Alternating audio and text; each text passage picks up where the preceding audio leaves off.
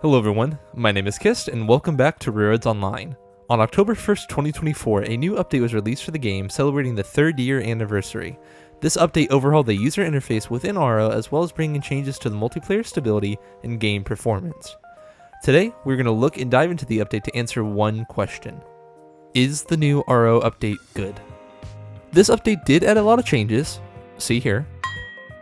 And because of this, you want to stick around until the end as we try out all of it as well as the multiplayer side of the update to take a look at the new desync. In the meantime, consider liking, subscribing, and ringing the notification bell as to not miss the next videos from me. I have some fun videos as we prepare for Halloween, on top of some more Railroads Online content. You won't want to miss it. Now, without further delay, let's see the update. Upon opening the game, you'll immediately notice a new loading sequence, crediting Astragon Entertainment, Stefan, the creator of the game, Black Sheep Studios, and crediting the Unreal Engine for making the game possible. After a few seconds, letting the game boot up, we're loaded into the main menu. If you're like me, one of the first things you'll notice besides just new stuff to click on is the actual image in the background. If you look very closely, you'll notice that it feels staticky, like there is a layer of static overlaying the actual photo. It's not just unique to one. If I let it play, you'll notice that it happens to all the photos first shown. Personally speaking, I would like it to be a still photo. I don't know if this is the way to create animation or movement to the actual photo, but it is very distracting on the eyes, I will totally admit to you. Continuing on, I decided to speed up the footage a little bit as I looked through the controls to see if anything changed or if I could change anything, and just give myself a heads up for any of the new keybinds for the UI. It's been implemented in the game for a while now, but it is very nice that you can optionally change your keybinds. One of the immediate ones I changed was the actual chat. I think it makes more sense for the chat to be on the key T, as most games either press enter or T to bring up a chat. So I changed it from right control to T. And as the video keeps playing, I just kept looking through the menu. I see they added a credits listing all the real people who've been working on the game, which has been really cool. I went back to the main menu to check out the tutorials, which has still been here from the tutorial update. Then eventually went to multiplayer, and this is where I came into my first issue. On the server browser, you cannot scroll down. I was not able to scroll down whether I used arrow keys or used the filters. It just wouldn't let me scroll down even further. But I eventually gave up and wanted to start my own world, so I started making a single player, but stopped myself to look at the multiplayer setup. Everything's pretty much the same. One thing I forgot to do here was set my server to private, which allows you to add a password and actually protect your save game in your session. But without further ado, let's actually go into the world. So here I am in my first world, and I slowed the video back down, but this is where I also noticed my first things. Next to the map, stuff appeared, and shortly after, I just got overwhelmed by the game for stuff that went wrong. Oh my god, bro. Oh, hell no, man.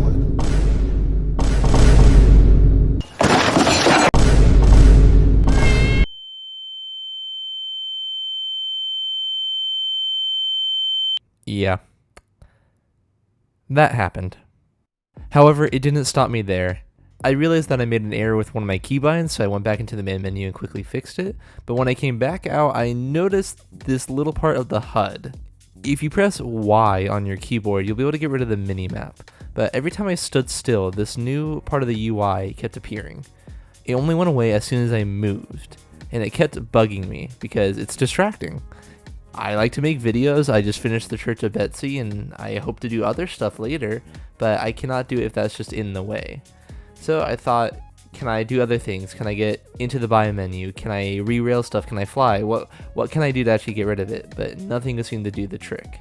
What actually ended up being the trick lied into the settings of the game itself. If you go over to the gameplay tab, at the very bottom, it has the setting, toggle HUD and gameplay alerts. Just toggle those to off and you get rid of all the crazy updates from the industries and stuff, as well as getting rid of the extra part of the HUD next to the minimap, and that helped a lot. The thing I tried to get rid of was the orange cursor on the screen, the actual plus. On the previous update and updates prior to this one, you can easily get rid of the orange cursor and the orange plus by doing some tricks. And that's how I was able to film some more cinematic stuff or get some cool shots. But I think, I'm not 100% sure, but I'm over 90% sure that you can't get rid of it anymore, which sucks. I wish that we can toggle the cursor for photos or video stuff because it's really distracting. It takes away from the whole illusion. In Roads Online, I hope we can get a setting that allows us to get rid of the cursor. It'd be really appreciated, both as a content creator and a fan of the game. However, we can't pout and sit on that thing for too long. We should move on to the next topic. After fixing and finishing the HUD, I decided to go and work on some of the track. As I was squeezed for time, I didn't really want to explore and build every single piece of track that you can build. But it was just more like, okay, if I pick this option, does it work as intended? I was also testing out the flying feature to make sure that I can place a rail even when I'm not flying, which has been a change they did recently. But since I was able to place a track flying and not flying, I felt okay, and I'll probably mess with it more later in another video. But what I noticed shortly after was the actual HUD. You can see it appearing in very quickly or disappearing very quickly, and it kept happening when I crouched and walked or walked and crouch or alternated. It just happened when I did that combination, just walking and crouching fast or just doing more than one thing. It was weird. I think it's a bug, so Sandy, Goku, whomever watches this video, whether it's you, Choo-Choo, or not, or Kitsune, somebody, well, I know it's going to be one of you. I'm going to voice my opinion and say this is a bug, just a very small one with the UI. I have a feeling you guys may have already been aware to this, but in case anybody else is having the same issue, it's just weird whenever you crouch and walk or alternate the two of them really fast. Transitioning again, I decided to change gears and focus on the chat feature. By default, you can access it by toggling right control on your keyboard, but in my video, I use the letter T on the keyboard. But as you can see, I am just writing some words. However, one concern we had in the community was censorship. How is it going to be moderated in a game? What if somebody joins and tries to troll if I'm on stream or tries to do anything by spamming some bad stuff? So I tried some curse words to see if the chat would censor it, and it did. But it did not do it when you put spaces in between each the word. I am probably going to regret saying that to the community, but the censorship is a little loose when you use spaces. And I know you can't do it for every single case, but just be warned and be careful if anybody tries to do this in your server. Otherwise, it seems pretty straightforward. If you want to close the chat, you just hit right control. And if for whatever the reason you can't leave the chat, you just need to click your mouse once or just re-click your mouse and then hit control or whatever key you're using to the chat. Changing to the next topic on the list is the camera tools when driving a train. They added a new feature where you can toggle from car to car on your train. You do so by using your arrow keys. As you can see, I'm just switching from boxcar to boxcar on our Polar Express. This train was from a multiplayer session a long time ago, but I still have the save and it's pretty fun to check it out.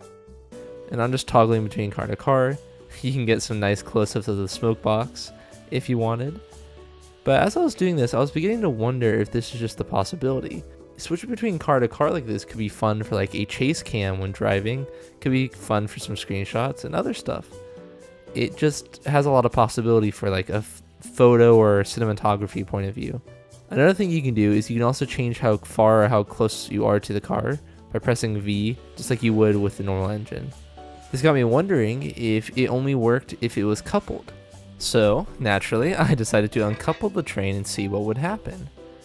Turns out, you can. Even when uncoupled, you can switch between the consist. Now, I have a fixed camera at a third-person point of view, and I can still control the train. As you just saw, I tried using the up and down arrow keys again, and this time it just reset me back to the engine and the tender. So, once you disconnect, it's stuck to the car you switch to. But if you retoggle the arrow keys, you'll be put back with your engine. So it seems as long as two engines or two pieces of rolling stock have their hitbox together, you can switch between the cars, which can be pretty fun. Another thing to note is the tender color. This should be a black tender, but right now there is a glitch for some of the tenders where their color is not being saved. This is a known bug, but that's what's happening here if you're wondering why the tender is green. So now I'm really solidifying this, testing it. I am on my boxcar, but my train's driving away. And so I have a fixed camera from just a different point of view, and I can watch my engine travel. The thing that was weird though was the camera kept turning with the engine. So even though my boxcar is still, when the engine went around the switch curve, my camera started shifting, which is a little weird, but I realized that quickly and tried to fix it and backed up as soon as possible just to get back with my train. So little discrepancies, but still a cool feature nonetheless. Lastly, to see if this could be fruitful as a content creator, I decided to set up on one of the gondolas I have in my yard to capture the Class 125 and a Lima 280 running by. This is how it turned out.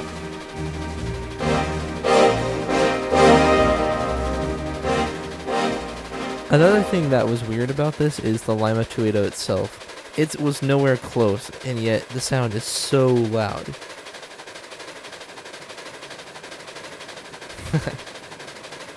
Nice.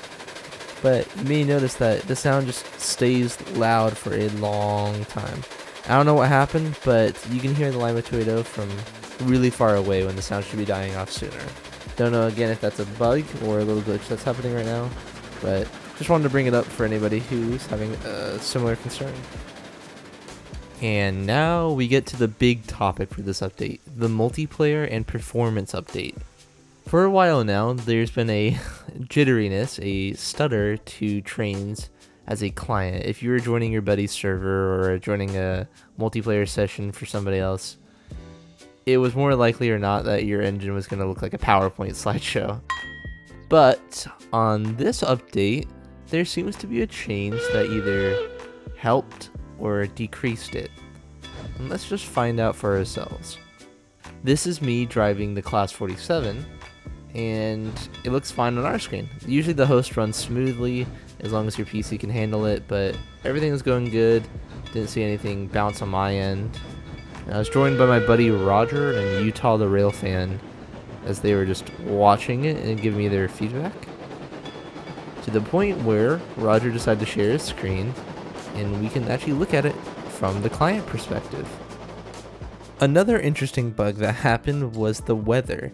As you can see, for Roger it is snowing, but on my screen it is actually day in like 4 p.m. We found out that it was actually a bug between custom weather and dynamic weather. If you set it to dynamic weather, you and the client will be synced for whatever weather, sky, and time you will see. But if you changed it to custom weather, the client and the host get desynced and you cannot be on the same weather. For me, it was sunny, but for him, it is snowy because I set it to custom weather, not dynamic. However, if we actually get back to Roger driving, you'll notice that that PowerPoint and stutter is not all the way gone, but it's a lot better than the other clip I showed. It's so smooth compared. He's actually able to drive the train without being rubber banded back and forth. It actually looks proper in like a good multiplayer session. Up until I changed the weather. Every time I changed the weather, it made a big lag spike for both of us, and something pretty funny happened.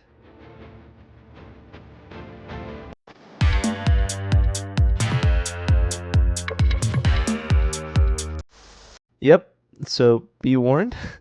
Every time you change the weather, your clients may suddenly take flight. And already, everybody, I think we're at the end of the update.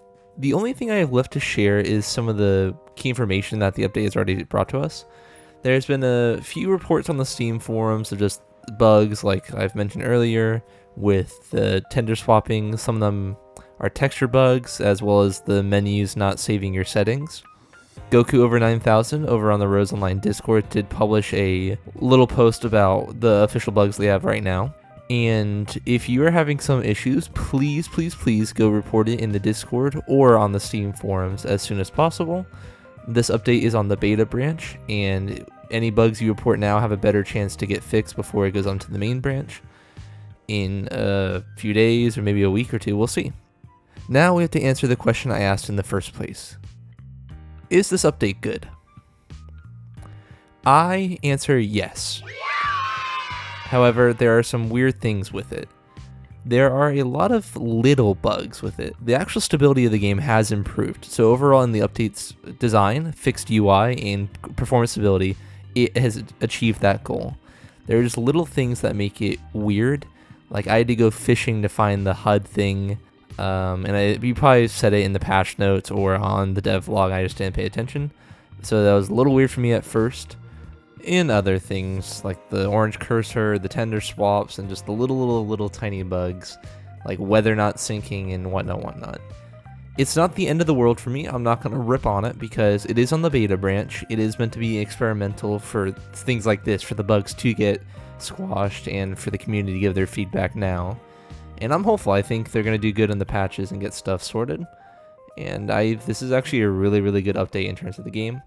The game and the community has been a little lull at the moment as we've just been waiting for more content to come out. And it is all pressuring or peaking up to the 1.0 release for consoles and the full release of the game out of early access. Okay, I think we have it. Roads Online, you do have your work cut out. This is a really good update, and I think the community and myself are going to expect a little bit more coming from 1.0. I hope nothing turns around what this update did. It's a really good update for the direction of the game, and we can only ask and pray for this all the time. Now, since we made it to the end of the video, I would like to hear what you guys have to say. Please go ahead and leave a comment. Let me know how you guys thought about the update. Did you have similar experiences? Were there more bugs that I didn't get to see that you saw? Let's actually just talk about it.